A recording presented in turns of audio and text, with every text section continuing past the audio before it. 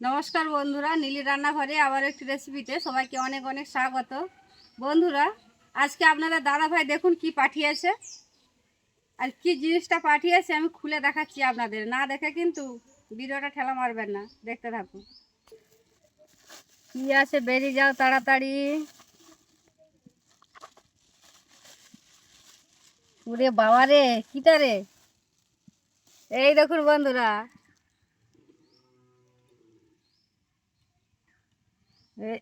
একটা,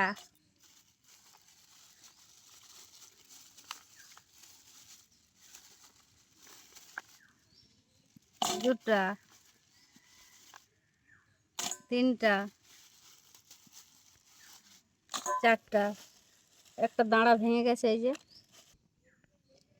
এই যে চারটা কাঁকড়া পাঠিয়েছে। এ হচ্ছে সামুদ্রিক কাঁকড়া। এই যে কত বড় বড় দেখুন বন্ধুরা।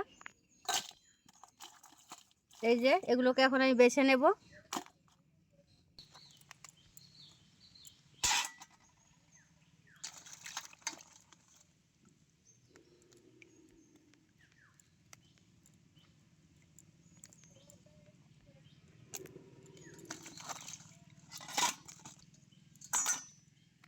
দাঁড়াগুলো তুই খাবি তো বেটা?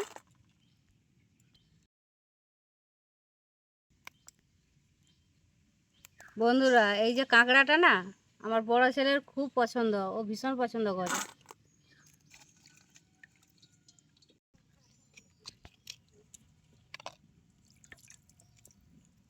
এই যে এগুলো এগুলো বাদ দিয়ে দেব।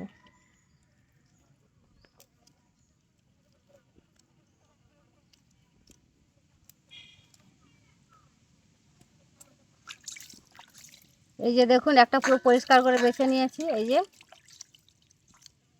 এটাকে দুভাগ করে নেব পরে বটি দিয়ে।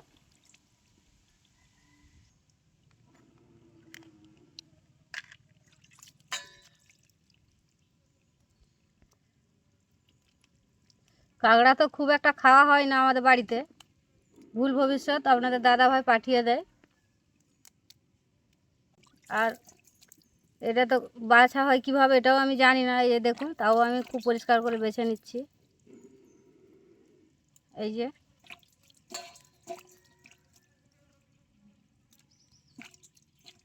এই যে হয়ে গেল। এই যে দাঁড়াটাকে আমি দুভাগ করে নিয়েছি। এই যে দেখুন,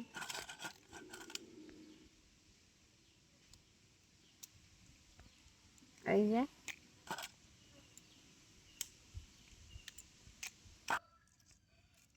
এই যে ছোট দাঁড়াগুলো রয়েছে, এই দাঁড়াটার এই পাশটা নিয়ে নেব। এই যে এইটা আর এটা বাদ দিয়ে দেব। কোথায় গেল রে? এই যে এইটা নিয়ে নিব। এই যে দেখুন, এটার ভিতরে কিন্তু শাঁস রয়েছে।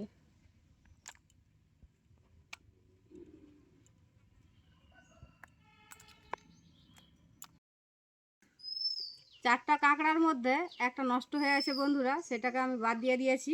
আর এই যে দেখুন, এগুলোকে তিনটাকে আমি খুব ভালো করে বেছে নিয়েছি। এরপর এগুলোকে আমি ধুয়ে নেব, খুব ভালো করে ধুয়ে নেব দুবার তিনবার ধরে। তারা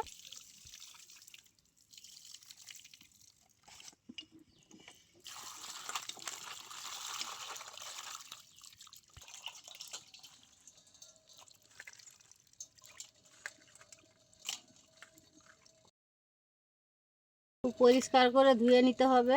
এর মধ্যে কোনো যদি কাদা থাকে তাহলে সেটা ধোয়া হয়ে যাবে, পরিষ্কার হয়ে যাবে।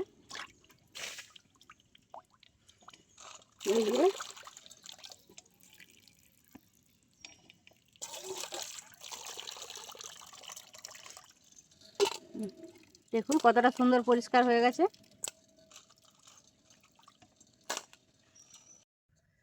খুব ভালো করে কাঁকড়াগুলো ধুয়ে নিয়ে চলে এসেছি। আর এইদিকে দেখুন, মশলাও বেটে রেডি করে নিয়েছি।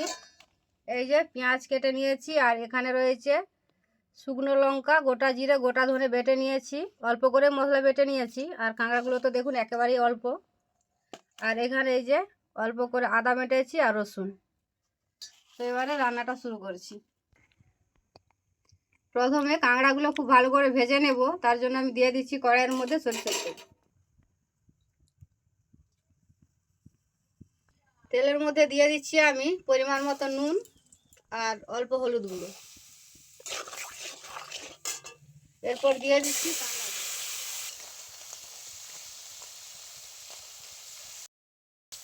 বন্ধুরা কালারটা দেখুন, ওই যে তেলের মধ্যে হলুদ দিয়েছিলাম, এই যে কালারটা দেখুন কীভাবে এসছে, লাল টকটক করছে। কাঁকড়াগুলো খুব ভালো করে নাড়াচাড়া করে ভেজে নিয়েছি, এবার আমি তুলে দিচ্ছি।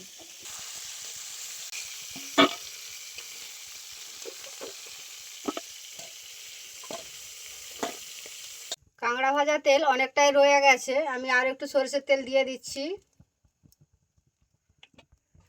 এরপরে আমি অল্প আলু ভেজে নেব।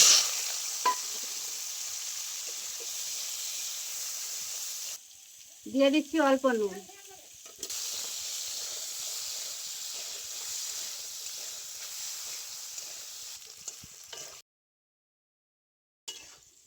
আলুটাও খুব ভালো করে ভেজে নিয়েছি, তুলে নিচ্ছি এবারে।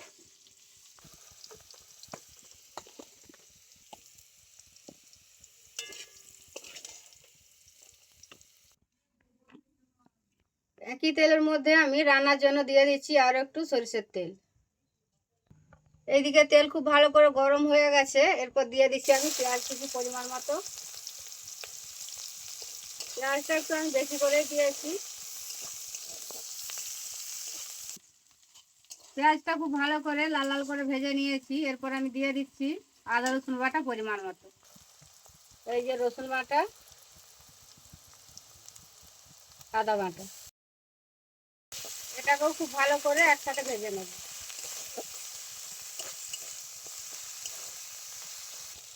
এইদিকে পেঁয়াজ আদা রসুন খুব ভালো করে ভেজে নিয়েছি, এরপর দিয়ে দিচ্ছি আমি এই যে হলুদ গুঁড়ো পরিমাণ মতো।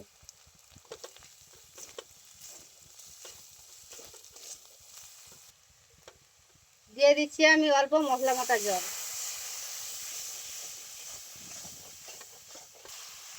এরপর দিয়ে দিচ্ছি আমি বেটে রাখা মশলা।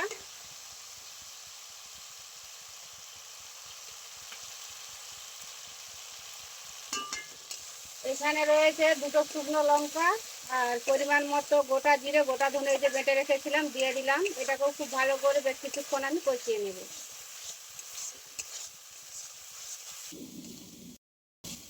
সমস্ত মশলা খুব ভালো করে কষিয়ে নিয়েছি, এরপর দিয়ে দিচ্ছি আমি আলু, আর আলুটা দিয়েও বেশ কিছুক্ষণ কষিয়ে নেব। আলুটা তো এমনিতেই ভাজা হয়ে রয়েছে, আর একটু আমি কষিয়ে নেব।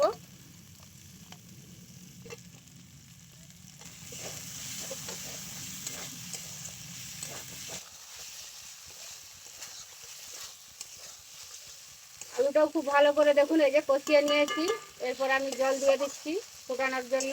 তারপর আমি কাঁকড়াগুলো দিয়ে দেবো। এই যে মশলা বাটা জলটা দিয়ে দিচ্ছি আগে। দিয়ে দিচ্ছি আমি আরও একটু সাদা জল।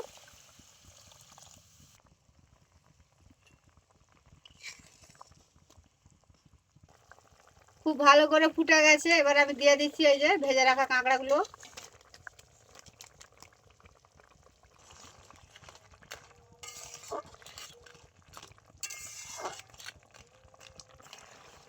কাঁকড়াটা দিয়েও বেশ কিছুক্ষণ ফুটিয়ে নিয়েছি, এই যে দেখুন। এরপর আমি দিয়ে দিচ্ছি এই যে অল্প কাসুরি মেথি। এটা দিলে কিন্তু স্বাদটা কিন্তু আরো দুর্দান্ত হবে। রান্নাটা আমার হয়ে এসছে, আর একটু দেখুন মাখো মাখো করেছি, আর বেশি ফোটাবো না। এরপর আমি নামিয়ে নিচ্ছি। নামিয়ে নিয়েছি, দিয়ে দিচ্ছি আমি গরম মশলার গুঁড়ো অল্প। এরপর আমি খুন্তিটা দিয়ে খুব ভালো করে গরম মশলার গুঁড়োটা মিশিয়ে নেব।